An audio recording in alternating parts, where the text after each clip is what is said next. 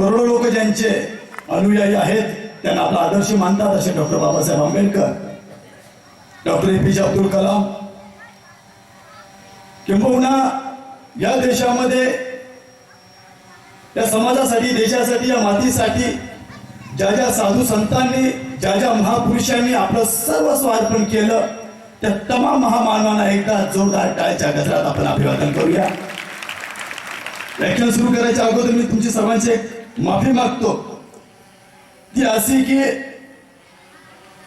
गेल्या 1 ते 1.5 महिन्यापासून व्याख्यान चालू आहे, त्यामुळे आवाजामध्ये थोडंफार अडचण येईल. आपण सगळे सुज्ञ आहात. अशा या शिवजयंतीचे बुरुडगाव, अहमदनगर या गावातील सर्व गावकरी, खरं तर शिवनेरी ते बुरुडगाव 6 वर्षापासून आपण शिवज्योत आणत आहात. महाराष्ट्रामध्ये फिरत असताना, महाराष्ट्रामध्ये जात असताना, प्रत्येक गाव बघत असताना, प्रत्येक शहर बघत असताना अनेक गाव शिवजयंती साजरी करत असतात. पण मला पहिलं असं गाव दिसलं की शिवनेरी ते आपलं गाव शिवज्योत आणून तुम्ही नवा विक्रम करत आहात, म्हणून मी सर्व गावकऱ्यांचे या ठिकाणी अभिवादन करतो. ज्यावेळेस मी आलो तेव्हा इथं बघितलं की अनेक या आपल्या गावातली मुलं या ठिकाणी भाषण करत होते. आणि या ठिकाणी माझी आजची तारीख लिहून ठेवा, आजचा दिवस लिहून ठेवा. येणाऱ्या पोरांचं जे मी भाषण ऐकलं तर येणाऱ्या काळामध्ये ह्या तुमच्या गावची जे मुलं असतील, ज्या काही मुली असतील, त्यांचं नॉलेज बघून, त्यांचा आवाज बघून, त्यांचं टॅलेंट बघून भविष्यामध्ये या महाराष्ट्रभर तुमचं गावाचं नाव मोठं केल्याशिवाय राहणार नाही, हे मी तुम्हाला आवर्जून सांगतो. या ठिकाणी उपस्थित माझ्यासोबत आलेले माझे मित्र दिलीप कुमार, 1.5-2 महिन्यापासून माझ्यासोबत असलेले राजेश फोटोग्राफर, देवळगाव राजे माझे मित्र राजू शेरे, समाधान पाटील शेरे, उपस्थित या सर्व गावकरी. खरं जगाच्या पाठीवर छत्रपती शिवाजी महाराज समजून घेण्यासाठी, शिवाजी महाराजांचं नेतृत्व करण्यासाठी, शिवाजी महाराजांचा एक एक पैलू समजण्यासाठी आज आपण छत्रपती शिवाजी महाराजांचं धोरण, शिवाजी महाराजांचं शिक्षण धोरण, शिवाजी महाराजांचं आरमार धोरण, शिवाजी महाराजांच्या अंधश्रद्धाविषयी काही विषय आहे, शिवाजी महाराजांना वापरलेले इथल्या गनिमिका वासेन, या सर्व विषयावर आज या ठिकाणी आपण सखोल चर्चा करणार आहोत. विषय सुरू करत असताना मी एक ताजी घटना तुमच्या पुढे मांडणार आहे.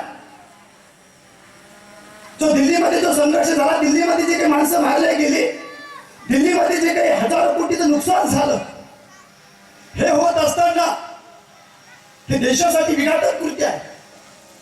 हे होत असताना ज्या दिवशी 5 मार्च या दिवशी भारताचे राष्ट्रीय सुरक्षा सल्लागार प्रमुख ज्याचं नाव अजित डोवाल, हे अजित डोवाल यांनी 5 मार्च या दिवशी दिल्लीमध्ये वरिष्ठ पोलीस अधिकाऱ्यांची बैठक घेतली.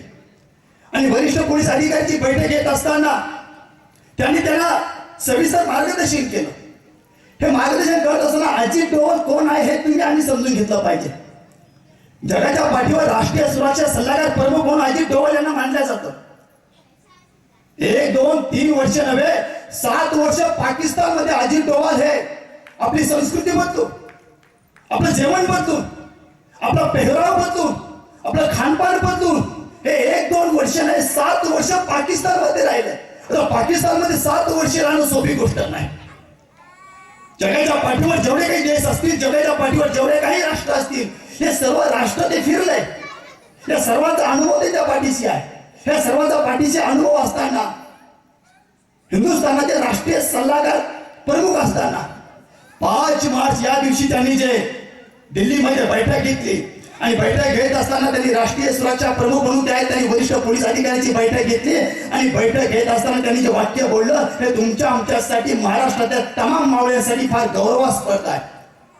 हे बोलत असताना अजित डोवाल यांनी पोलिसांना एक सल्ला दिला.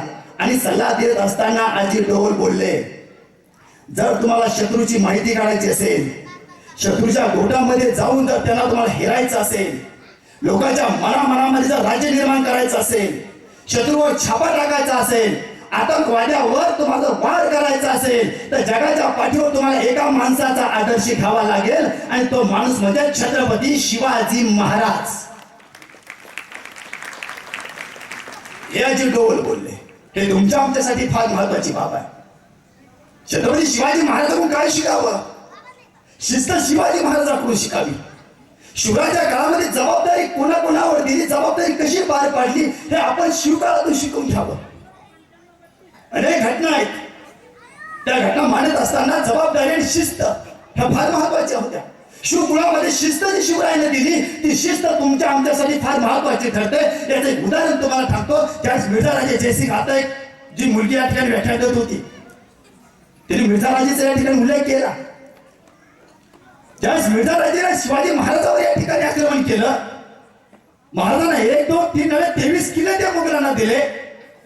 4 लाख होण्याचा परिसर मोगलांना दिला.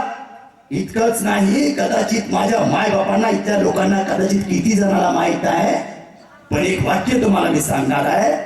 शिवाजी महाराजांनी किती किल्ले दिले याहीपेक्षा महत्वाचं, शिवाजी महाराजांनी 4 लाख होणा परिसर दिला त्याहीपेक्षा महत्वाचं, जगाच्या पाठीवर आपला एकूणचा एक मुलगा 9 वर्षाचा संभाजी दुश्मनाकडे गहाण म्हणून ठेवणारा जर कोणी योद्धा असेल तर तो एकमेव योद्धा, त्याचं नाव छत्रपती शिवाजी महाराज.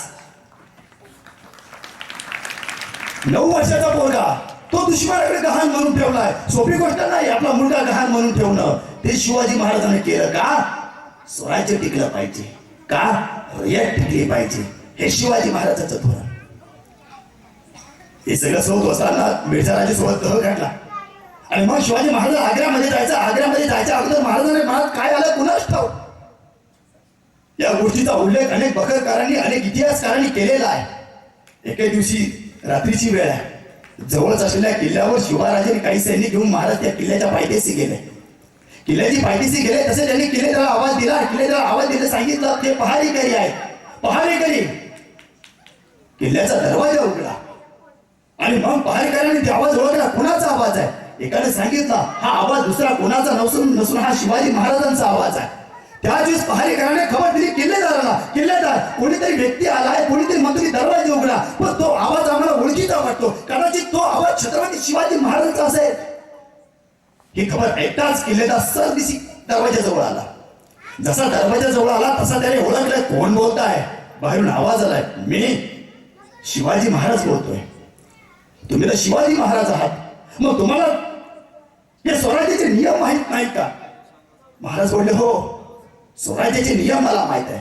दिवस मावला की स्वराज्याचे किल्ल्याचे दरवाजे बंद होणार आणि दिवस उघडला की दरवाजे उघडणार. मग हे तुम्हाला माहित असताना तुम्ही का म्हणून आलात? त्यावेळेस महाराज बोलले, अहो किल्लेदार माझ्या मागे शत्रू लागला म्हणून मी किल्ल्याजवळ आलो. तुम्ही ताबडतोब दरवाजे उघडा आणि मला आतमध्ये घ्या. किल्लेदार म्हटलं शक्य नाही. मग महाराज म्हणतात, अरे कसं शक्य नाही? मग या आणीबाणीच्या काळामध्ये जर एखाद्या माणसाला आतमध्ये घ्यायचं तर एखादं तुमच्यामध्ये याहीपेक्षा एखादा नियम नाही का? किल्लेदार बोलला, याहीपेक्षा एक नियम आहे. कोणता? कोणता? किल्लेदार म्हटला, इथून जवळच राजगड आहे, तुम्ही राजगडला जावा. राजगडला गेले तर तिथे मासा जिजाऊ आहेत, ते तिथे किल्लेदाराला उठवा, मासा जिजाऊचं दर्शन घ्या आणि त्यांचं तिथून सही शिक्के आणि लेटर पॅड आणा आणि मग मी तुम्हाला आत घेतो. महाराज बोलले, अरे तिथे तू दरवाजा उघडत नाही, तिथं हायकोर्ट आहे, ते कसे दरवाजे उघडतील? तसा किल्लेदार बोला, ते तुम्ही तुमचं बघा. असं बोलत असताना 1, 2, 3 रात्र उलटली. जशी रात्र उलटली तसा दिवस निघाला. जसा दिवस निघाला तसा किल्लेदार बाहेर आला. किल्लेदारानं दरवाजा उघडला, हात मागे बांधले, शर्मेने मान खाली घातली, शिवरायाच्या समोर उभा राहिला आणि त्यावेळी तो किल्लेदार बोलला, महाराज एका बाजूला तुम्ही होता आणि एका बाजूला तुम्ही दिलेली शिस्त होती, मी शिस्त निवडली.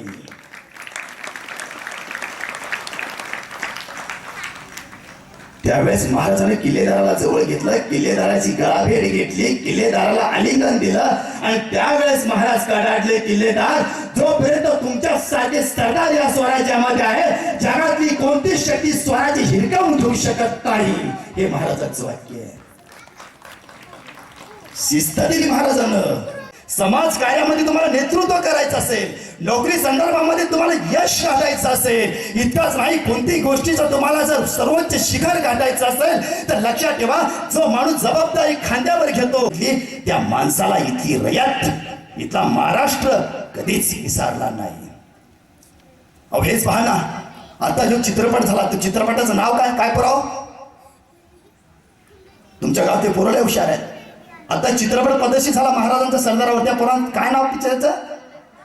अरे काय हुशार पोर आहे, टाळ्या वाजवा आपल्या पोरांसाठी. का तानाजी बनवला की सगळे रेकॉर्ड त्या ठिकाणी मोडले, आणि इतके रेकॉर्ड मोडले नाही तर जगाच्या पाठीवर या बॉलिवूड मध्ये सुद्धा शिवाजी महाराजांच्या नावाचं, शिवाजी महाराज सरदाराचं एक वलय निर्माण झालं. एक लक्षात ठेवा, ज्या पुणे असेल, मुंबई असेल, या ठिकाणी जे स्टार आहे, जे कलाकार आहे, जे ते hi hello how are you बोलायचे, ते पुणे मुंबईचे स्टार आता जय जिजाऊन जय शिवराय बोलतायत. लक्षात घ्या,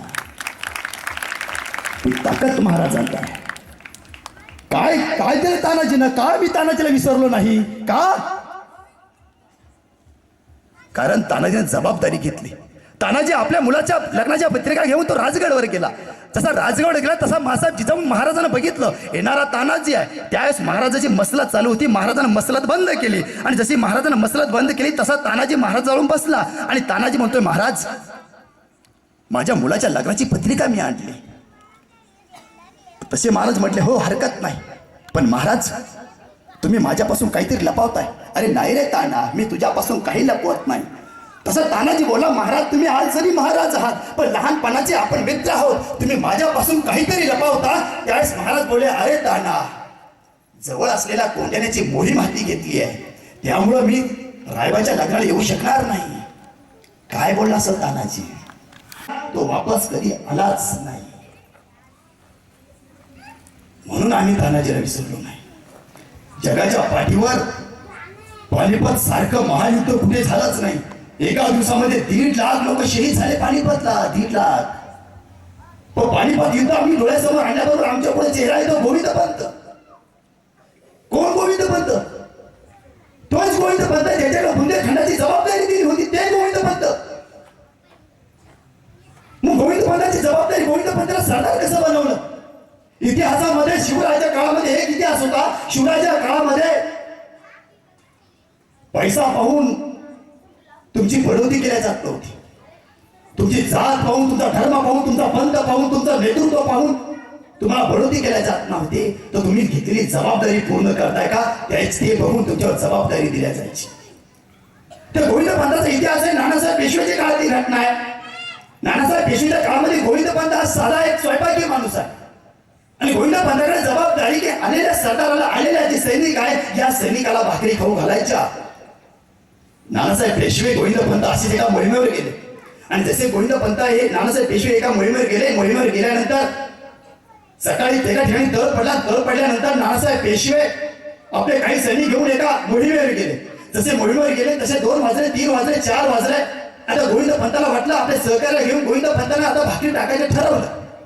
पण त्याच वेळेस सोसायटीचा पाऊस चालू झाला. जसा पाऊस चालू झाला तसा 1, 2, 3 तास पाऊस पडत राहिला. जसा पाऊस पडला तसं तिथं सगळं लाकूड ओलं झालं, आणि सरपण ओलं झालं, लाकूड ओलं झालं. आता आपण भाकरी भाजायच्या कशा? हा पेज गोविंदपंत समोर असतानाच गोविंदपंताच्या एका मित्राने खबर आणली, गोविंदपंत जवळ 2 ते 3 मैल आहे, त्या 2 ते 3 मैलावर मी ज्वाला बघितल्या, अग्नी बघितली. त्याच वेळेस गोविंदपंताला पीठ घेतलं, आपले सहकारी सोबत घेतले, आणि घोड्यावर बसले, सर दिशी त्या मैलावर गेले. तिथे गेल्यानंतर गोविंदपंताने थपा भाकरी भाजल्या. भाकरी भाजल्यानंतर सगळं गोविंदपंत सहकारी वापस आले. रात्री 8, 9, 10च्या टायमाला सर्व सैनिकांनी भाकरी खाल्ल्या, सर्व सैनिक झोपे गेला. जसा दिवस निघाला तसा गोविंदपंताला नानासाहेब पेशवेने बोलावलं, आणि नानासाहेब पेशवे होते गोविंदपंत. रात्री ज्या ठिकाणी तुम्ही भाकरी भाजल्यात, रात्री ज्या ठिकाणी तुम्ही ज्वाला बघितल्यात, ज्या ठिकाणी तुम्ही भाकरी भाजल्यात, त्या ठिकाणी ज्वाला कोणत्या होत्या? तर त्या ठिकाणी एका माणसाचं चित्त जळत होतं, एका माणसाचं शरण जळत होतं. याची सजा तुम्हाला माहिती आहे का? याची सजा फक्त एकच, मृत्यूदंड. मित्रांनो, गोविंदपंतानं ऐकलं, गोविंदपंतानं मान खाली घातली. गोविंदपंत एकच बोलला, पेशवे सरकार मला माहित होतं ज्या ठिकाणी मी भाकरी भाजतोय, ज्या ठिकाणी मी भाकरी तयार करतोय, त्या ठिकाणी दुसऱ्या ज्या ज्वाला होत्या, जी अग्नी होती, त्या ठिकाणी चिता जळत होती. पण माझ्या मनामध्ये एकच होतं, काही झालं तरी चालेल, माझा सैनिक उपाशी राहता कामा नये, ही जबाबदारी माझ्यावर होती. आणि ही जबाबदारी घेतल्यानंतर त्याला शिक्षा नाही झाली तर त्याला सरदार बनवलं. हे पहा, महाराज आग्र्यामध्ये गेले. 3 महिने महाराज आग्र्यामध्ये कैदेत असताना महाराजांनी जो आमचा कुंभार समाजाचा जो बांधव आहे, त्या कुंभार समाजाच्या बांधवावर एकच सांगितलं आहे, 3 महिने लागेल तेवढा दर्ब देतो, लागेल तेवढा पैसा देतो, लागेल तेवढी मदत करतो, पण 3 महिने भट्टी विझू द्यायची नाही. का? रात्री त्या भट्टीमध्ये ज्वाला दिसतील, सकाळी धूर निघेल, माझा इथे येणाऱ्या माणसासाठी ती निशाणी असेल. शिवरायाच्या काळामध्ये आपण शिकताना जबाबदारी आणि शिस्त या 2 गोष्टी सर्वात महत्वाच्या होत्या. आता मी इथं आल्यानंतर मला एक गोष्टी सर्वात महत्वाची कळाली, की इथले जे लोक आहेत, तिथले जे माणसं आहेत, ही देशसेवेसाठी प्रेरणा झालेली आहे. इथे माणसं, लहान लहान मुलं सुद्धा मावळे झालेले आहेत, शिवरायाच्या विचाराचा पगडा घेऊन चाललेले आहेत. ही माणसं आम्हाला जमावता आली पाहिजे, ही माणसं आम्हाला टिकवता आली पाहिजे. जगाच्या पाठीवर एक माणसाचा पहिली बघत असताना, एक सरदाराचं बघित असताना, त्यावेळेस सगळ्यात मोठा एक व्यक्ती त्याचं नाव बाजी प्रभू. पन्हाळ्यावर ज्यावेळेस महाराज अडकले, आणि पन्हाळ्यावर महाराज अडकले असताना 1, 2, 3 महिने महाराज त्या किल्ल्यावर आहे. महाराजाला माहित आहे, हा सिद्धीला कितीही तोंड आपटलं तरी पन्हाळा त्यांच्या हाताखाली येत नाही. पण तुम्हाला इतिहास किती जणाला, अनेक जणांना इतिहास माहित असेल, त्या सिद्धीला मदत केली इंग्रजांनी, आणि इंग्रजांनी मदत केली, आणि इंग्रजानं जगाच्या पाठीवर तुम्ही अनेक चित्रपटामध्ये हँडग्रेन नावाचं शस्त्र पाहिलं असेल, जे शस्त्र खांद्यावर घेतलं जातं. त्या शस्त्राच्या साह्याने समोरची 1-2 किलोमीटरच्या अंतरावरची इमारत पाडल्या जाते. त्या शस्त्राच्या साह्यानं एखादी गाडी उडवल्या जाते. त्या शस्त्राचा वापर इंग्रजानं सिद्धीसोबत केला आणि पन्हाळ्यावर वार केला. हे तुम्हाला माहित आहे. महाराजाला समजलं आता इथं राहणं खतऱ्याच्या खाली आहे. इथं जर आपण राहिलं तर कदाचित आपण शत्रूच्या हवाली जाऊ शकतो. आणि हीच मग विचार केला. त्यावेळेस शिवा काशीद हा आमच्या नावी समाजाचा, या शिवा काशीदला शिवाजी महाराज आणि शिवा काशीद मसरत झाली. शिवाजी काशीद तयार झाला. शिवाजी काशीद बोलला, महाराज मी तुमचं रूप घेतो, आणि तुमचं रूप घेतल्यानंतर मी त्या सिद्धीला गावेला असा तिकडे जातो, आणि तुम्ही मन जोडल्या वाटी निघून जावं. बाजी प्रभू आणि काही ठराविक मावळे महाराजांसोबत आहे. त्यावेळेस माझे प्रभू आणि शिवाजी महाराज मावळे, ठराविक मावळे तयार झाले. शिवा काशीची एक पालखी तयार झाली, एक पालखी महाराज तयार झाली. आणि जसा शिवाजी काशीत गेला तसा तो सिद्धीला गावाला, जसा सिद्धीला त्याला पकडला तसाच त्याला आणि उत्सव चालू झाला. आणि त्यावेळेस तिथे असलेल्या सर्व सैनिकाला खबर मिळाली, शिवाजी महाराज पकडले गेले. जशी खबर मिळाली तसे सर्व सैनिक सैर झालं, आणि महाराज चोरट्या वाटेनं पण विशाळगडाकडे निघले. पण अवघ्या 1-2 तासामध्ये सिद्धीला कळालं, जो आम्ही धरला तो शिवाजी नाही, त्याचा हमशकल आहे. आणि त्याच वेळेस मग सिद्धीनं आपला पाहुणा सिद्धी मसूद याला 10,000चं सैन्य घेऊन शिवाजी महाराजांच्या पाठीमागे पाठवलं.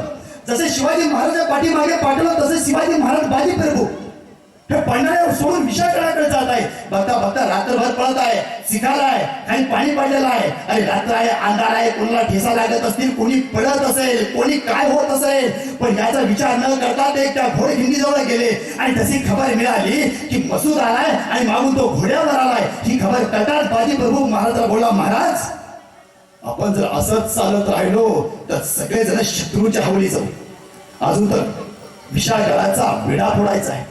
महाराज तुम्हाला या बाजी प्रभूची शपथ आहे, तुम्ही अर्धे मावळे घेऊन विशाळगडावर जा, अर्धे मावळे घेऊन मी या ठिकाणी थांबतो. महाराज तुम्हाला शब्द देतो, जोपर्यंत तुम्ही किल्ल्यावर जाऊन तोफेचा बार करणार नाही, कोणत्याच गनिमाला खिंडीतून समोर येऊ देणार नाही, हे बाजी काकाचा शब्द आहे.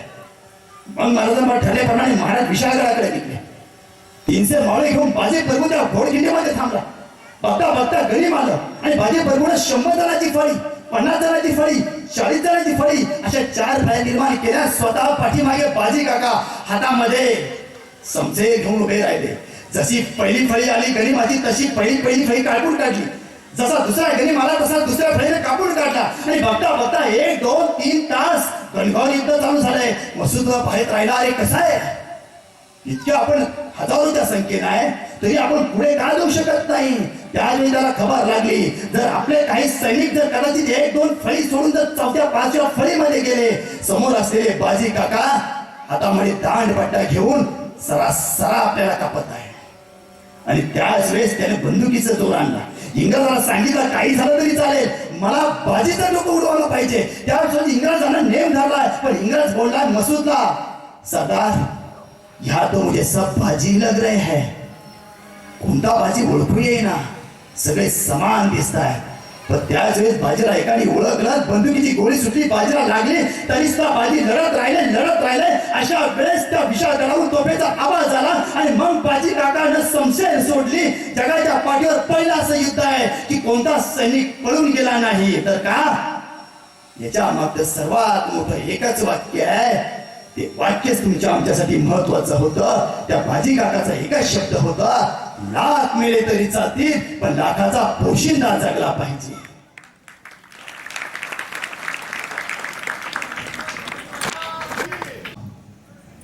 खरं देशप्रेमाविषयी विषय निघाला तर मला एक आवर्जून घटना लक्षात येते.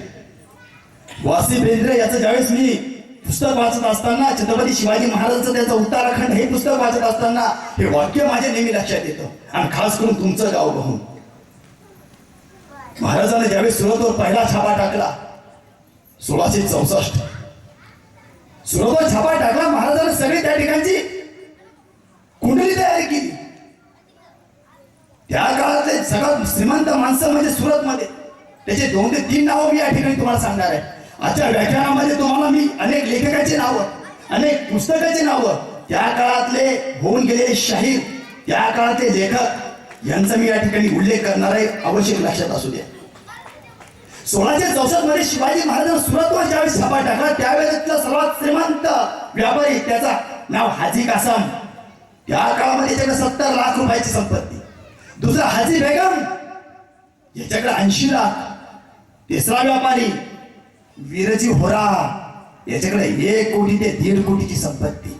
इतके गर्भ श्रीमंत व्यापारी त्या काळामध्ये सुरतमध्ये. आणि महाराजांनी छापा टाकला. जसे महाराज सुरतच्या जवळ गेले तसं त्यांना कळलं त्या सुरतचा जो सरदार आहे त्याचं नाव सर इनायत खान. हा इनायत खान गडामध्ये लपून बसला. पण त्याच वेळेस महाराजांनी 4 दिवस सुरतवर छापा टाकला आणि 1-2 नव्हे 8 कोटीची संपत्ती मिळवली. पण त्या ठिकाणी झालेली घटना ही फार महत्वाची आहे. त्या ठिकाणचा इंग्रज अधिकारी त्याचं नाव सर अलेक्झांडर. या सर अलेक्झांडरला शिवाजी महाराजांना आपल्या वखारीकडे येऊ दिलं नाही. या सर अलेक्झांडरला शिवाजी महाराजांना आपल्या वाड्याकडे येऊ दिलं नाही.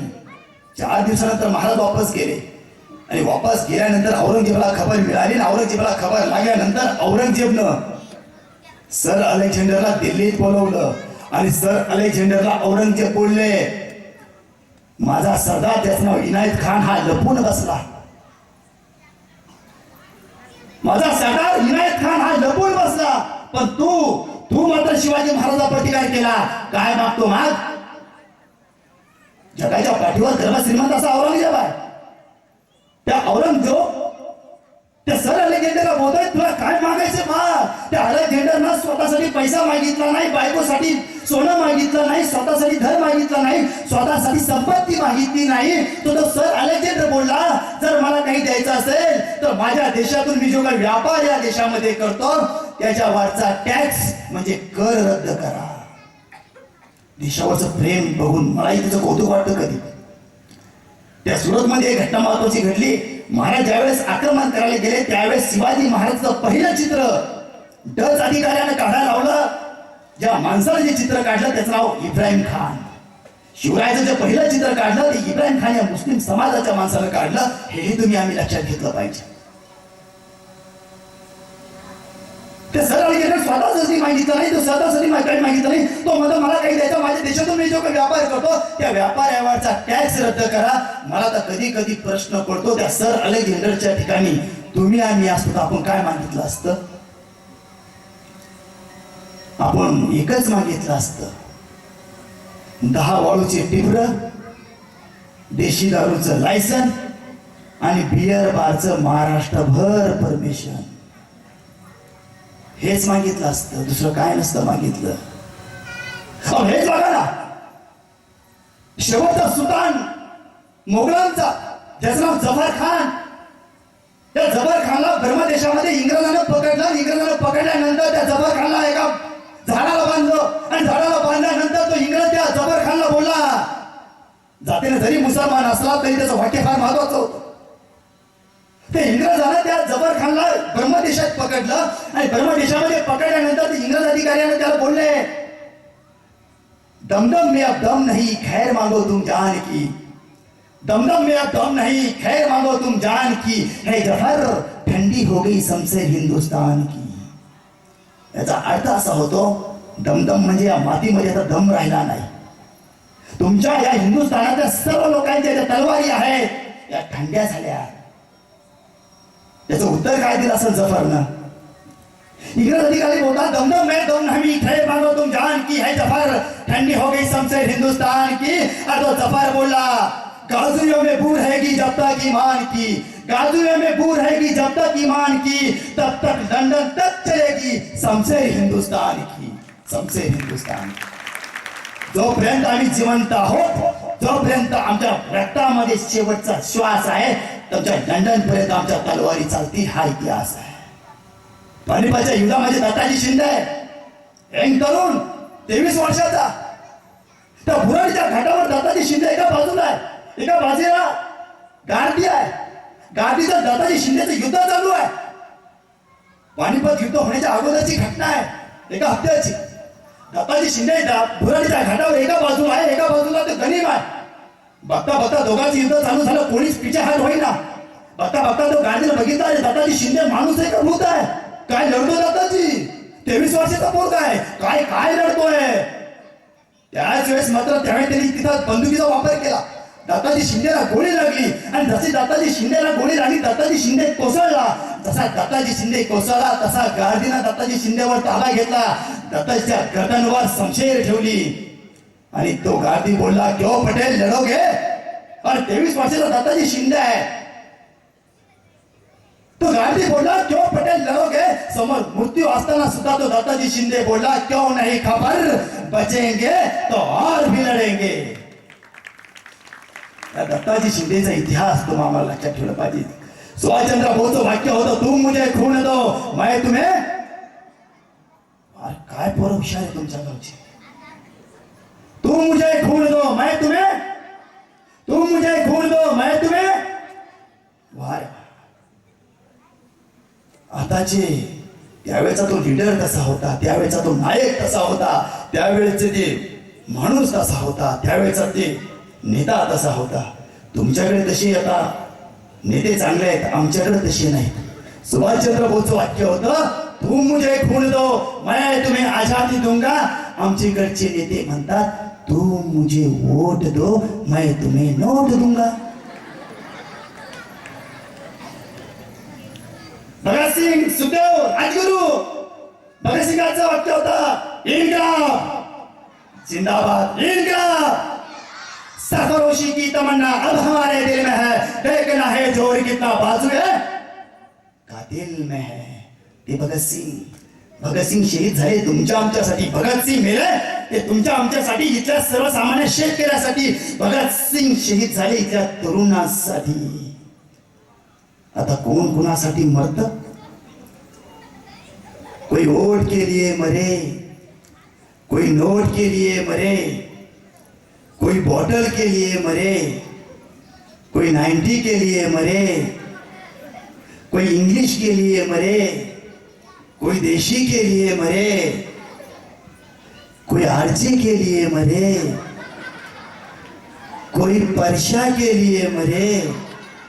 ये देखते हुए भगत सिंह कहते होंगे, क्यों रे सुखदेव हम भी किन हरामों के लिए मरे.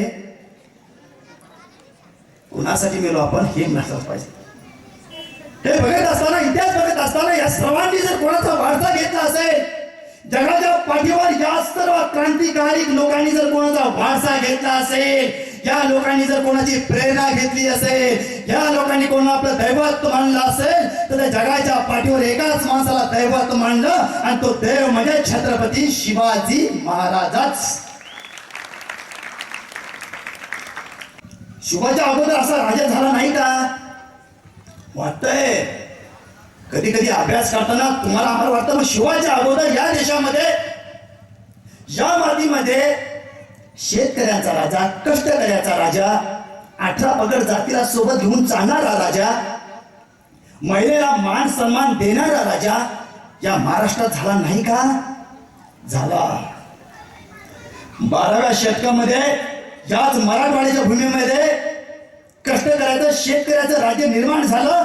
ते औरंगाबादच्या परिसरामध्ये देवगिरीच्या यादवाचं राज्य 12व्या शतकामध्ये, त्याही राजाचं राज्य पार गुजरात पर्यंत, आमच्या विदर्भापर्यंत, खाली गुजरात पर्यंत, खाली दक्षिण भारतापर्यंत त्याचं राज्य होतं. पण का राज्य बुडालं? मासा जिजाऊनं शिवा राजाला सर्व संस्कार करत असताना, सर्व गोष्टी सांगत असताना आपण काय चुका झाल्या, कशामुळे राज्य गेलं हे शिवराजाला फार महत्वाचं सांगितलं. का राज्य गेलं त्याचं? तर या ठिकाणी वाक्य लक्षात ठेवा. त्या 12व्या शतकामध्ये देवगिरीच्या यादवामध्ये त्या दरबारामध्ये हेमंद्र पंडित नावाचा एक पंडित होता, ज्याचं नाव हेमंद्र पंडित. त्यानं चतुर चिंतामणी नावाचा ग्रंथ निर्माण केला. त्या ग्रंथाचं नाव चतुर चिंतामणी. आणि त्या अंधश्रद्धेच्या माध्यमातून त्याने इथल्या गळतेला, इथल्या कष्टकऱ्याला, शेतकऱ्याला एका वर्षामध्ये 2000 व्रत, वैफल्य, होन, हवन करण्यास सांगितलं. त्यामुळं त्यांचं राज्य गेलं. त्यामुळे तो अल्लाउद्दीन पहाटेच्या पायथ्याशी येऊन बसला तरी सुद्धा देवगिरीच्या यादवाला लक्षात राहिलं नाही. ही अंधश्रद्धा तेव्हा होती. इतकंच नाही, मिर्झाराजे जयसिंग, या मिर्झाराजे जयसिंग ज्यावेळेस शिवाराजाचा बंदोबस्त करण्यासाठी या दख्खनमध्ये आला त्यावेळेस त्यानं एका देवीला नवस केला. त्या देवीचं नाव काशी विश्वेश्वर. या काशी विश्वेश्वरला तिनं असा नवस केला मिर्झाराजेनं, जर मी शिवाजी राजाचा बंदोबस्त करू शकलो तर तुला 1-2 नव्हे 1,200 मन सोन्याची साखळी वाही, 1,200 मन सोन्याची साखळी. इतकंच नाही, त्यानं 3 महिने 4000 ब्राह्मण अनुष्ठानाला बसवले. इतका तो सुद्धा अंधश्रद्धेमध्ये बुडाला, पण तरी तो टिकला नाही. शिवाजी महाराजांना अंधश्रद्धेला कधीच हात ठेवू दिला नाही. इतकं नव्हे, 12 वर्षाचे शिवाराजे ज्यावेळेस पुणे परिसरामध्ये आले आणि पुणे परिसरामध्ये आल्यानंतर त्या ठिकाणी आदिलशहाचं नौकर ज्याचं मुरार जगदेव, या मुरार जगदेव पुणे परिसरामध्ये असलेल्या जी जमीन आहे त्या जमिनीवरून गाढवावरून नांगर फिरवला. त्या ठिकाणी एक फुटकी चप्पल, एक कवडी, एक पहार रोवली. त्या ठिकाणचा त्यावेळेचा तो असा संदेश होता, ज्या ठिकाणी गाढवावरून नांगर फिरवला त्या ठिकाणी जर कोणी राहायला आलं त्याची खानदान नष्ट होईल हे लक्षात घ्या. जिजाऊनं काय केलं, एक दिवस बाळशिवाराजाला सोबत घेतलं, मंत्रिमंडळ सोबत घेतलं आणि बाळशिवाला सोबत घेऊन, मंत्रिमंडळ सोबत घेऊन, शिवराजाला सोबत घेऊन मासा जिजाऊ त्या पुणे परिसरामध्ये आल्या. आणि काय केलं, त्या शिवराजाच्या हातामध्ये काय केलं? पहिलं मासा जिजाऊनं त्या ठिकाणी असलेल्या शेतकऱ्यांना नांगर चुकण्यास सांगितला. त्या ठिकाणी शेतकऱ्यांनी नांगर चुकला, त्या नांगराला सोन्याचा फाल लावला. मग लक्षात घ्या, इथं शेतकऱ्यांना, कष्टकऱ्याला, इथं गावकऱ्यांना एक वाक्य तुम्ही लक्षात घ्या. छत्रपती शिवाजी राजे बाळराजे ज्यावेळेस पुणे परिसरामध्ये आले, इथं पुणे परिसरामध्ये आल्यानंतर मासाहेब जिजाऊनं शिवाच्या हातामध्ये पहिली समशेर दिली नाही, शिवाच्या हातामध्ये पहिली ढाल दिली नाही, शिवाच्या हातामध्ये पहिली तलवार दिली नाही, तर बाळ शिवाच्या हातामध्ये पहिला तुमचा आमचा शेतकऱ्यांचा नांगर दिला. हे माझ्या शेतकऱ्याला लक्षात असलं पाहिजे.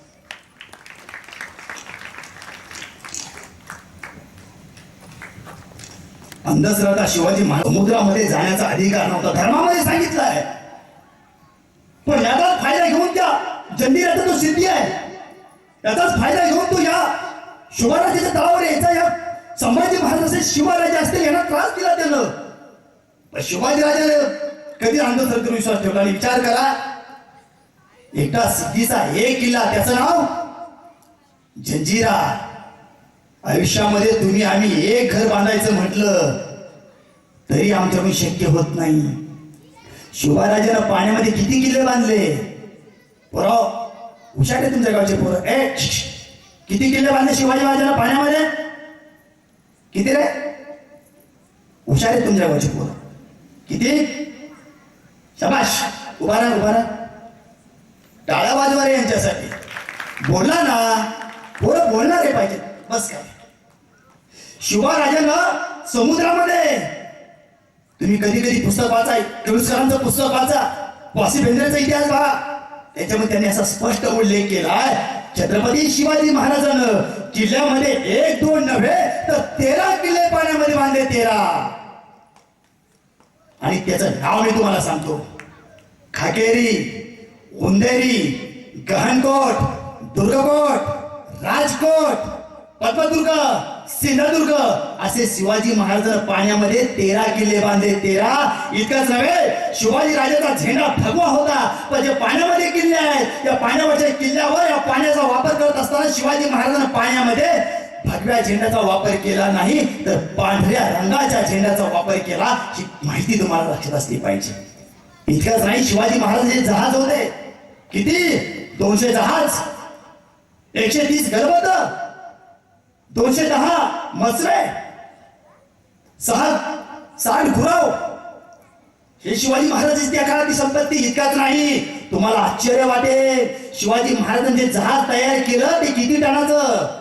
शिवाजी महाराजांचे जहाज तयार केलं ते 10 टनाचं नाही, 20 टनाचं नाही, 50 टनाचं नाही, तर त्या शतकामध्ये शिवाजी महाराजांचे जहाज निर्माण केलं ते 150 टन वजनाचं होतं. हे तुम्हाला लक्षात असलं पाहिजे. 150 टन वजनाचं. आणि त्या जहाजाच्या भरोशावर शिवाजी महाराजांनी इंग्रजाचं रिव्हेज नावाचं जहाज पळून आणलं. आणि मग इंग्रज अधिकारी शिवाजी महाराज बोलतात, महाराज आम्हाला एखादं जहाज देता का? महाराजांना दिलंच नाही. या ठिकाणी परत एक प्रश्न निर्माण होतो. शिवाजी महाराजांनी आरमार तयार केलं, पण त्या आरमाराचे प्रमुख कोण? त्याचा प्रमुख जातीनं मुसलमान, त्याचं नाव दौलत खान. दर्या सारंग, हा दर्या सारंग जातीनं मुसलमान, पण हा त्याचा प्रमुख. शिवाजी महाराजांना राज्य करत असताना, शिवाजी महाराजांना स्वराज्य निर्माण करत असताना, शिवाजी महाराजांना शेतकऱ्याचं कष्टकऱ्याचं राज्य निर्माण करत असताना कोणाची जात बघितली नाही, कोणाचा धर्म बघितला नाही, कोणाचा पंथ बघितला नाही, त्याची फक्त माणुसकी, त्याची इमानदारी बघितली. हे लक्षात असू द्या. चंद्रशेखर शिखरे हे लेखक आपल्या प्रति इतिहास या पुस्तकामध्ये असं लिहितात की दुर्दैवानं शिवाजी महाराजांच्या काळामध्ये जे काही शिवाजी राजांचे दुश्मन होते हे सर्व मुस्लिम होते. त्यामुळे कदाचित हिंदू आणि मुस्लिम हा द्वेष निर्माण झाला असेल, हे चंद्रशेखर शिखरे आपल्या पुस्तकामध्ये लिहितात. शिवाजी महाराजांना अंधश्रद्धा डोक्यात ठेवलीच नाही. मलाही माहित आहे तुमच्या गावामध्ये सुद्धा अंधश्रद्धा नाही, पण काही पोरांच्या डोक्यामध्ये अंधश्रद्धा आहे. तुमच्या गावातले पोरं शाळेत जातात का रे? कॉलेजला सगळे जातात. आता पेपर चालू झाले. जे पोरगा कधी शाळेत गेला नसेल, जो पोराने कधी अभ्यास केला नसेल, ज्यानं कधी पुस्तक उचलून बघितलं नसेल, तो पेपरला जाताना तुमच्या जवळच्या मंदिरामध्ये देवाकडे जाईल, देवा देवा मला पास कर, देव तुला कानाखाली देईल, गाढवा तुझ्या मोबाईल मधला लुडो गेम बंद कर. तुमच्या गावचे पोर खेळतात ना लुडो, पबजी? अरे काय खरं बोलतात राव तुमच्या गावचे पोरं. टाळ्या वाजवा पोरांसाठी, खरं बोलतात. एक लक्षात घ्या, या जगामध्ये या देशामध्ये काही मुलं शिकण्यासाठी, नोकरीसाठी, पैसा कमावण्यासाठी देश विदेश, इंग्लंड, अमेरिका या ठिकाणी लँड होत आहेत. आमचे पोरं कुच्चर वाटेवर बसून लुडो खेळत आहेत. मला तर कधी कधी प्रश्न पडतो, बरं झालं शिवाच्या काळामध्ये आताचे मावळे नव्हते, बरं झालं आताचे अँड्रॉइड मोबाईल नव्हते. नाहीतर मला कधी कधी वाटतं तो तानाजी मावळे घेऊन कोंढाण्यावर चाललाय आणि कोंढाण्यावर जात असताना आता शेवटचा डोंगर कडा पार करून वरती जायचंय म्हणून तानाजी थांबला असता. आताचा मावळा म्हणला असता, सरदार खाली काय जबरदस्त वातावरण आहे, एखादा सेल्फी घेऊ का? तो सूर्याजी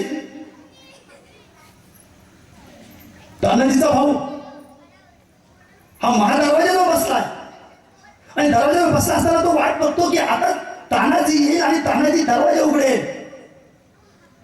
तिथं आपल्या गावचे पोर म्हणले असते की सरदार अजून तर काही दरवाजा उघडला नाही, तोपर्यंत मी नगरच्या पोराला व्हिडिओ कॉल करू का?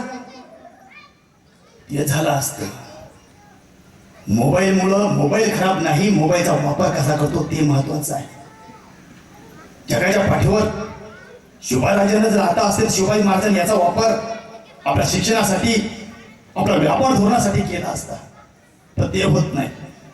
बरं झालं त्या काळामध्ये आताची मावळी होती, आताचे अँड्रॉइड नव्हते. नाहीतर तुम्हाला आम्हाला कधी कधी मला प्रश्न पडतो, तो जीवा महाला शिवाजी महाराज सोबत जीवा त्या अफजल खानाची भेट घेण्यासाठी आला असता, शिवाजी महाराज श्यामेळ्यात आले असते, आणि आताचा जीवा शिवाजी महाराज श्यामेळ्यात आले असते, आणि आताचा जीवा बाहेर बसला असता आणि त्या अँड्रॉइड मोबाईलवर मित्राचे स्टेटस पाहत बसला असता. मग तुम्हाला आम्हाला वाटतो मग तो सय्यद बांडा आणला असता, त्याला महाराजावर वार केला असता, कदाचित इतिहास वेगळा घडला असता. तसं झालं नसतं. तो सय्यद बांडा सुद्धा हाताचा असता. तोही अफजल खानाच्या मागे येता येता निवृत्ती महाराजांचे डायलॉग टिकटॉकवर पाहता आला असता. आम्ही वापर मोबाईलचा कसा करतो ते महत्वाचं आहे. ठीक आहे, जे मुलं शेतामध्ये काम करतात, जे मुलं शिक्षणापासून वंचित आहेत, त्यांचा विषय सोडून द्या. पण चांगले चांगले मुलं सुद्धा मोबाईलचा वापर कशासाठी करतात? आमच्या या सोशल मीडियाचा वापर, अत्याधुनिक गोष्टीचा वापर आम्ही आमच्या शिक्षणासाठी, आमच्या व्यवहारासाठी, तुमचा आमचा टॅलेंट वापरण्यासाठी केला गेला पाहिजे. जोपर्यंत इथला खेड्यापाड्याचा मुलगा, जोपर्यंत कष्ट करायचा मुलगा, जोपर्यंत इथला मावळा सोशल मीडियाचा वापर आपलं टॅलेंट वाढवण्यासाठी, आपला व्यवहार वाढवण्यासाठी करणार नाही, तोपर्यंत तुमची आमची प्रगती होणार नाही, हे लक्षात घ्या. 70 वर्षाची म्हातारी तुम्हाला माहित असेल, त्या पश्चिम बंगालमध्ये गाणं गात होती. तिचं नाव काय? रानू मंडल. तर सोशल मीडियामुळे तिला ते चित्रपटामध्ये काम ते गायली. हे सोशल मीडियाचा वापर तुम्ही आम्ही केला गेला पाहिजे. आताच येता येता परवाची जाहीर सभाच्या आयोजकाचा फोन आला. औरंगाबाद मी जालन्याला जात असताना माझ्या शेजारी एक मुलगा बसला, सुंदर गुबगुबीत उंच मुलगा माझ्या शेजारी बसला, आणि मला वाटलं हा नक्कीच शिकण्यासाठी पुणे किंवा नगरला असेल. म्हटलं काय करतोस मित्रा? म्हणजे स्पर्धा परीक्षेची तयारी करतो. म्हणजे किती वर्षापासून करतो? म्हणजे 6 वर्षापासून करतो. त्याने त्याचा मोबाईल काढला आणि मित्रासोबत चॅटिंग करायला सुरुवात केली. धुळीवंदन नेमकंच संपलं होतं. आता दुसऱ्या दिवशी त्याने चॅटिंग सुरू केली. मला वाटलं एवढा हुशार मुलगा चॅटिंग करत असताना कदाचित मित्राला विचारेल, नोकरी संदर्भात विचारेल, कुठे जॉब आहे का त्याच्या संदर्भात विचारेल, कुठे एखाद्या ठिकाणी जाहिरात आली का त्याचाही विचारेल. पण त्यानं जो मित्रासोबत चॅटिंग केली 1.5 तास, ती सांगितलं तर तुम्हीही हसल्याशिवाय राहणार नाही. अँड्रॉइड मोबाईल काढला, मित्रासोबत चॅटिंग सुरू केली. जेवलास का? त्यानं सांगितलं हो जेवलो. हा मग तो तुऱ्यावाला कोंबडा होता का साधा कोंबडा होता? तो तुऱ्यावाला कोंबडा होता. तरी यानं थांबवला. हा मग तो कडकनाथ होता का गावरान होती? त्यानं सांगितलं रशियावाली केली. 1.5 तास तो तसाच बोलत राहिला. मी एक लक्षात घेतलं, भविष्यामध्ये हा कोणता अधिकारी होईल हे मला माहित नाही, पण हा चांगल्या प्रकारचा वेटर होईल याची मला तिथं गॅरंटी वाटली. काय मी काय घेतो? शिवाजी महाराजांना मासाब जिजाऊना शिवराजाला शिकवताना इतकंच नव्हे, संभाजी महाराजांना शिकवताना काय काय सांगितलं? जगाच्या पाठीवर शिवाजी राजे संभाजी महाराज घडले कोणापासून? तर ते घडले मासाहेब जिजाऊने दिलेल्या संस्कारापासून. संस्कार त्या काळामध्ये काही तुम्हाला ग्रंथाचे नाव सांगतो. शिवाजी राजे घडले ते ग्रंथापासून, शिवाजी महाराज घडले मासाहेब जिजाऊने दिलेल्या संस्कारापासून, संभाजी महाराज घडले मासाहेब दिलेल्या शिकवणीपासून. त्या काळाचा ग्रंथ ज्याचं नाव राधा माधव सिंधू विलास चंपू. शब्द लक्षात ठेवा, मी जबाबदारी बोलणार वाटताय. त्या काळाचा ग्रंथ आहे, त्या ग्रंथाचं नाव आहे राधा माधव सिंधू विलास चंपू. हा ग्रंथ जयराम पिंडेने लिहिलेला आहे त्या काळात. दुसरा ग्रंथ शिवभारत हा स्वामी परमानंद लिहिलेला आहे. त्या काळामध्ये महाराजांनी एक ग्रंथ लिहिला आहे, त्याचं नाव अनुपुराण. हा शिवाजी महाराजांनी लिहिलेला आहे. त्या काळातली सर्वात मोठी बखर जिचं नाव जेथे शकावली. इतकाच नाही, त्या काळात 3 शाहीर होऊन गेले, अज्ञानदास, तुळशीदास, यमाजी. त्या काळातले 3 शाहीर. आणि 150 वर्षानंतर ज्या काही बखर झाल्या त्या बकरीचं नाव सांगतो. चिटणीस बखर, शिवदिग्विजय बखर, ज्या काही बखर झाल्या त्या 150 वर्षाच्या नंतर झाल्या.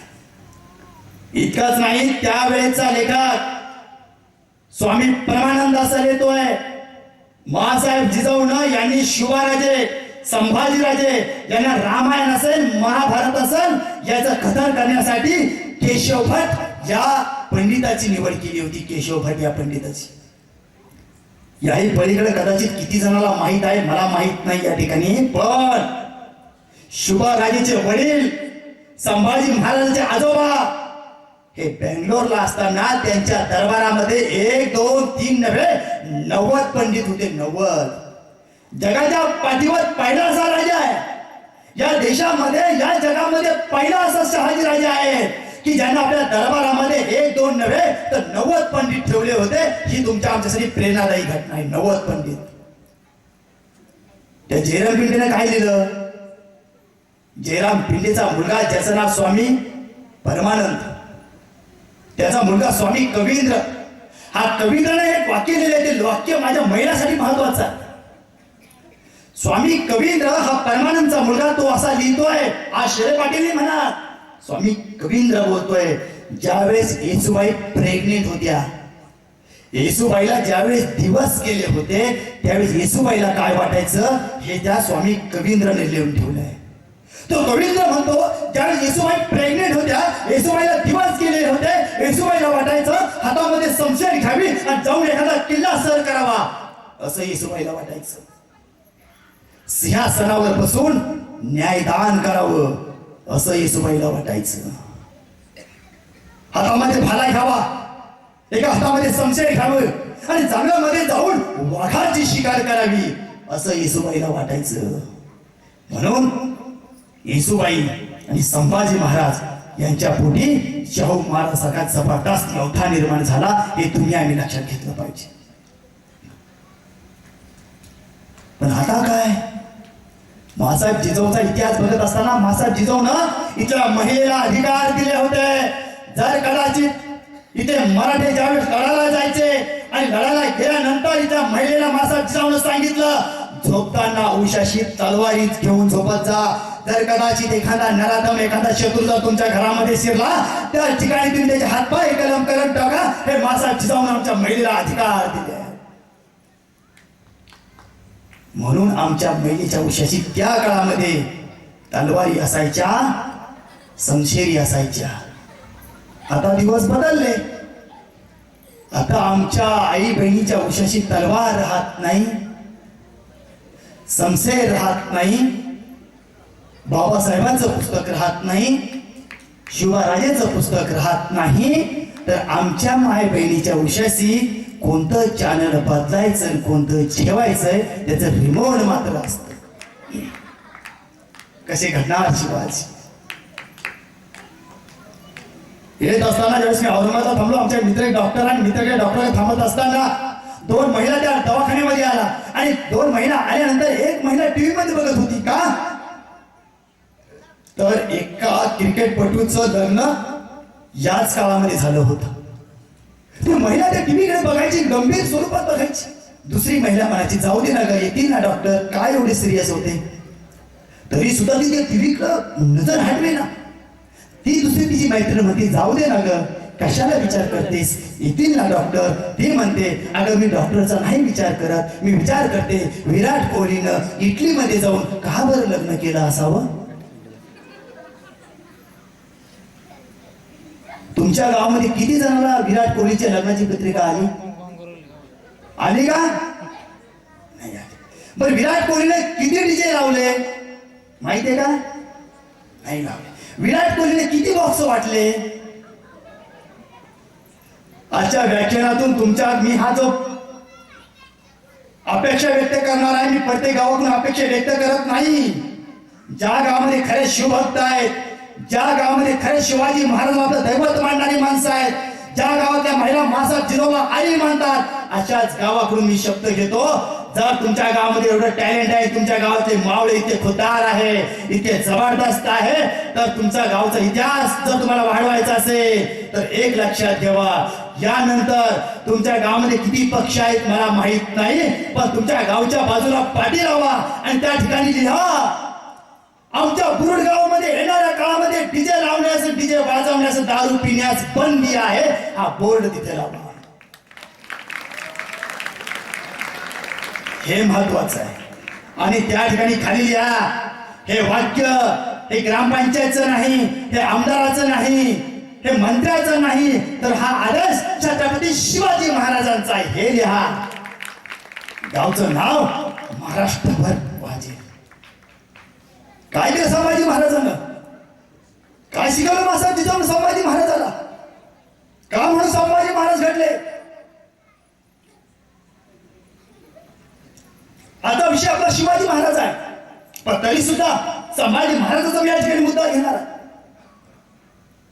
14 वर्षाचे संभाजी महाराज आहेत. 14 जगाच्या पाठीवर त्याचं अगोदरचं उदाहरण 9 वर्षाचे संभाजी महाराज असताना त्या मौनाच्या गोटामध्ये आले 9 वर्षाचे संभाजी महाराज. सोपी गोष्ट नाही. आपला मुलगा नगर मधून जर संध्याकाळी आला नाही तर आपल्याला करमत नाही. 10-15 जण आपण फोन लावतो, स्वतः गाडी घेऊन पाहायला जातो, पण 9 वर्षाचे संभाजी महाराज त्या मौनाच्या गोटामध्ये राहिले. दिलेर खानाच्या पुढं दिलेर खानाच्या नजरेला नजर लावून मिळाले.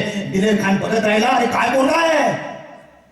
पण त्या दिलेर खानला माहित नव्हतं शेर कभी बिकते नहीं कुत्तों के बाजार में, शेर कभी बिकते नहीं कुत्तों के बाजार में, संभा कभी झुका नहीं दिलेर के दरबार में. तो संभाजी महाराज, त्या संभाजी महाराज आपण शिकलं पाहिजे. कारण संभाजी महाराजांचा बलिदान दिवस होऊन गेला, सोपा नाही. मूर्ती समोर असताना सुद्धा संभाजी महाराज डगमगले नाही. काय शिकावं संभाजी महाराजाकडून? काय शिकावं? मेलो तरी चालेल, पण कधीच पैमान व्हायचं नाही, हे संभाजी महाराजाकडून शिका. 9 वर्षे संभाजी महाराज याने पुढचा इतिहास. 14 वर्षाचे संभाजी महाराज 14 वर्षाचे संभाजी महाराजांचा एक ग्रंथ लिहिला. त्या ग्रंथाचं नाव काय पोरा? अरे का थांबले का काय? 14 वर्षे संभाजी महाराज कोणता ग्रंथ लिहिला संभाजी महाराजांना?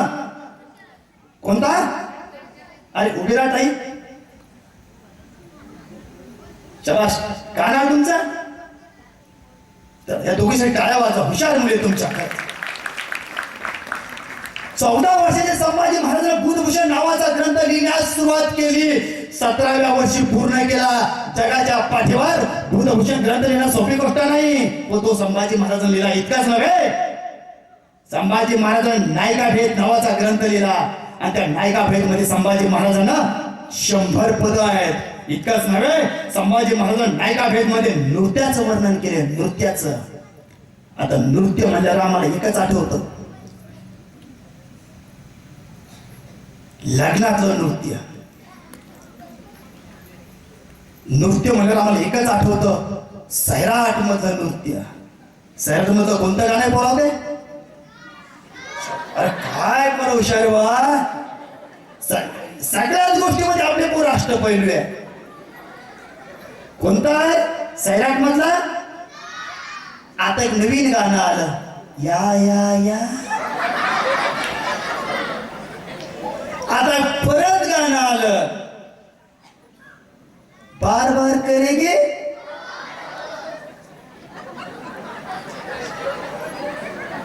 हुशार आहे, हरकत नाही. पोरं बोलणारे पोरं पाहिजेत, पोरं बोलणारे पाहिजे, सगळ्या गोष्टीमध्ये परफेक्ट पाहिजे. हे करत असताना अभ्यास शिका.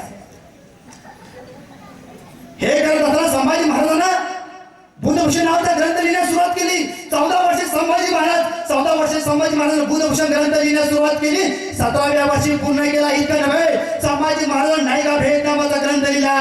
इतकंच नाही, नकाशिक हा संभाजी महाराजांना ग्रंथ लिहिला.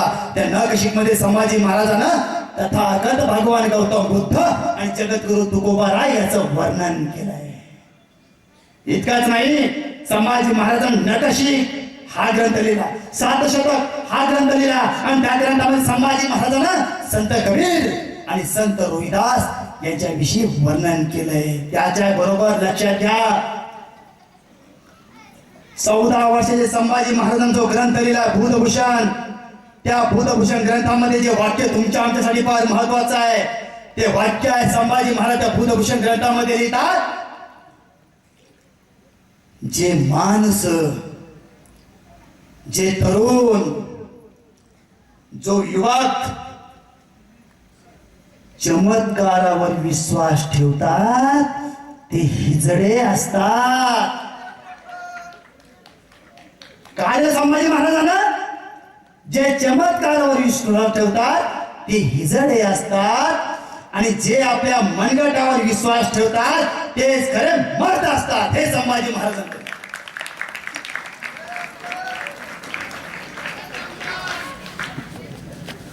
म्हणून संभाजी महाराजांना काय शिकावं? संभाजी महाराज केवळ लिहिलं नाही, संभाजी महाराजांना आपले आत्मसात केलंय. संभाजी महाराज भूतभूषण ग्रंथामध्ये लिहितात, जे लोक चमत्कारावर विश्वास ठेवतात ते हिजडे असतात, जे आपल्या मनगटावर विश्वास ठेवतात तेच खरे मर्द असतात. हे लिहित असताना संभाजी महाराजांनी सत्यात उतरवलं, लिहिलं नाही, सत्यात उतरवलं. जगाच्या पाठीवर वायफळ बोलणारे अनेक असतात, पण सत्यात उतरवणारी माणसं फार कमी असतात. त्याचं जीवन आणि ज्वलंत उतर. महाराजा मृत्यू झाला आणि मृत्यू झाल्यानंतर मग जबाबदारी आली संभाजी महाराजाकडे. संभाजी महाराजांकडे जबाबदारी आली, इतकंच नव्हे, जबाबदारी आल्यानंतर महाराजांना काहीतरी संभाजी महाराजांना काय नाही शिकावं. संभाजी महाराजांकडून युद्ध कौशल्यच नव्हे, आघाडी कशी करावी हे सुद्धा संभाजी महाराजांकडून शिकावं. तो औरंगजेब महाराष्ट्रामध्ये आला, आपल्या नगर परिसरामध्ये तो येऊन थांबला आणि जसा तो औरंगजेब या परिसरामध्ये आला, महाराजांनी संभाजी महाराजांना काय केलं? संभाजी महाराजांना पत्र लिहिलं कुतुबशहाला, संभाजी महाराजांना पत्र लिहिलं आदिलशहाला, संभाजी महाराजांना पत्र लिहिलं व्यंकोजी राजेला, संभाजी महाराजांना पत्र लिहिलं म्हैसूरच्या चिक्कदेवरायाला. त्याला सांगितलं इथल्या सर्व राजांना, तुम्ही आम्ही याच परिसरातले आहोत, तुमच्या आमचे भांडणं असतील पण ते काही काळापुरते. आलेला जो मुघल आहे, जो औरंगजेब आहे, हे संकट मोठं आहे, याचा बंदोबस्त करायचा असेल तर तुम्हा आम्हाला एकत्र व्हावाच लागेल. हे संभाजी महाराजांची नीती होती. शिवाजी राजाकडून संभाजी महाराजांनी नीती शिकली आहे. हे करत असताना सोपी गोष्ट नाही. त्या कारणाने संभाजी महाराजांनी आदिलशहाला सोबत घेतलं, कुतुबशाहीला सोबत घेतलं आणि हिंदू राजाला सोबत घेतलं. पण हे करत असताना तो म्हैसूरचा राजा ज्याचं नाव चिक्कदेवराय आहे, यानं मात्र संभाजी महाराजांना प्रतिसाद दिला नाही. हरकत नाही दिला प्रतिसाद, हरकत नाही. पण आपला काकडे आठवाचा जो वकील त्या म्हैसूरच्या राजाकडे गेला, चिक्कदेव राजाकडं. त्या चिक्कदेव राजानं त्याचं काय केलं? जे वकील गेले त्या वकिलाचे मुडके उडवले आणि संभाजी महाराजांना पत्र लिहिलं की तुम्ही कोणते राजे, तुम्ही कोणते छत्रपती, आम्ही या प्रखातले राजे आहोत. सोपी गोष्ट नाही. एक वेळ चिक्कदेव रायानं मदत नसती केली तरी चालत होतं, पण वकिलाचे डोके उडवले. संभाजीराजे सहन करणारे नाहीत. स्वराज्यापासून म्हैसूरचं अंतर 1000 किलोमीटर, पण 1000 किलोमीटरचं अंतर संभाजी महाराजांना 4 दिवसामध्ये पूर्ण केलं आणि 4 दिवसामध्ये संभाजी महाराज आपलं सैनिक घेऊन त्या म्हैसूरच्या राजावर चालून गेले, चिक्कदेव रायावर. इतकं करत असताना संभाजी महाराज मदत घेतली कुतुबशहाची. कुतुबशहाचं 6000चं सैन्य सोबत घेतलं. संभाजी राजाने मदत घेतली आदिलशहाची. आदिलशहाचं 5000चं सैनिक घेतलं. इतकंच नव्हे, व्यंकोजी राजे आपले काका, त्यांची सुद्धा मदत घेतली आणि मग संभाजी राजाचं प्रबळ वाटले आणि संभाजी महाराजांना वाटलं आता हा चिक्कदेव रायाचा इथाच बंदोबस्त करू. आणि ती असलेल्या कावेरी नदीच्या शेजारी संभाजी महाराजांचा तळ पडला, पण त्या कावेरी नदीला पूर आला. बघता बघता पुरानं रुद्ररूप धारण केलं. एका बाजूला चिक्कदेव राय आणि एका बाजूला संभाजी महाराज आहे. संभाजी महाराजाचं हजारो सैन्य एका बाजूला आहे. मधामध्ये कावेरी नदीनं रुद्ररूपात घेतलं. बघता बघता त्या कावेरी नदीला तो भरून रूप आला. इतका पूर त्या पुरामध्ये बघणं कठीण, त्यातून जावं कसं? पण संभाजी महाराज आहेत ते थांबले नाहीत. संभाजी महाराजांना डोळे मिटले. संभाजी महाराजांनी विचार केला, अरे इंद्रायणी असेल, गोदावरी असेल, दुधाळी वाळून असताना तिच्यामध्ये मी पाहलो. 9 वर्षाच्या असताना ते यमुना पार केली. ही कावेरी काय करणार? सोपी गोष्ट नाही. संभाजी महाराजांना समोर कोणत्याच माणसाला पाठवलं नाही, संभाजी महाराजांना समोर कोणत्याच मावळ्याला पाठवलं नाही, तर त्या पुरातून स्वतःचा घोडा समोर काढला, हे लक्षात घ्या. आणि मग बाकीच्या सैनिकाला बोलवलं आणि मग मात्र आता चिखलदेव रायासोबत संभाजी महाराजांचं युद्ध झालं सुद्धा झालं. समोरासमोरील युद्ध. औरंगजेब या महाराष्ट्रामध्ये येऊन बसला आणि संभाजी महाराज त्या चिखलदेव रायावर आक्रमण करायला तिथं गेले. कारण संभाजी महाराजांचं वाक्य तुमच्या माहिती लक्षात आहे. पण तो चिखलदेव रायाचा बंदी ताकद त्या धनुष्यबाणामध्ये. संभाजी महाराजांकडे धनुष्य नाही, चिखलदेव रायाचं धनुष्यबाण प्रमुख फार हुशार आहे. संभाजी महाराजांची पहिली फळी गेली, दुसरी तुकडी गेली, पण त्या धनुष्य पुढे नाही टिकली. दुसरा तिसरा कोणी असता वापस आला असता. नाही, संभाजी महाराज वापस नाही आले. संभाजी महाराजांनी युक्ती तयार केली. जगाच्या पाठीवर ती युक्ती जर तुम्ही ऐकली तर कदाचित हैराण व्हाल. त्यावेळेस संभाजी महाराजांना काय केलं? जोध्याजी केसरकर असेल, आपल्या रायप्पा असेल, हे प्रमुख माणसं आसपास महिलाच्या महिलावर पाठवले आणि त्यांनी सांगितलं, जे आमचे काही चांभार बांधव असतील त्यांना विनंती करा, त्यांना सांगा कष्ट करायचं शेतकऱ्याचं राज्य महाराष्ट्रामध्ये आहे, ते राज्य जर इकडे आणायचं असेल तुमची मदत पाहिजे आहे. काय करावं त्यांनी जितके चांभार आमचे बांधव असतील या सर्व बांधवाकडून जनावराचं चामडं आणलं आणि चामडं आणल्यानंतर संभाजी महाराजांना 1000 बुलेट प्रूफ जॅकेट तयार केले. जगाच्या पाठीवर पहिलं बुलेट प्रूफ जॅकेट तयार करणारा राजा कोणी असेल तो एकमेव छावा. त्या छाव्याचं नाव संभाजी महाराज. त्या संभाजी महाराजांना बुलेट प्रूफ जॅकेट तयार केलं आणि जॅकेट तयार केल्यानंतर मग हल्ला केला त्या चिखलदेव रायावर आणि बघता ते चिखलदेव राया तिथेच मनसुबे त्याचे खतम झाली. चिखलदेव राया शरण आला आणि त्यातून एक गोष्ट आम्ही लक्षात द्यावीच, मरण पाहून पळणारे खेक असतात. मरण दिसलं की पाय लावून पळणारे हजारो लोक असतात, पण मरणालाही वाकवणारे एकच माणसं असतात, ते फक्त मराठेच असतात. हे लक्षात असू.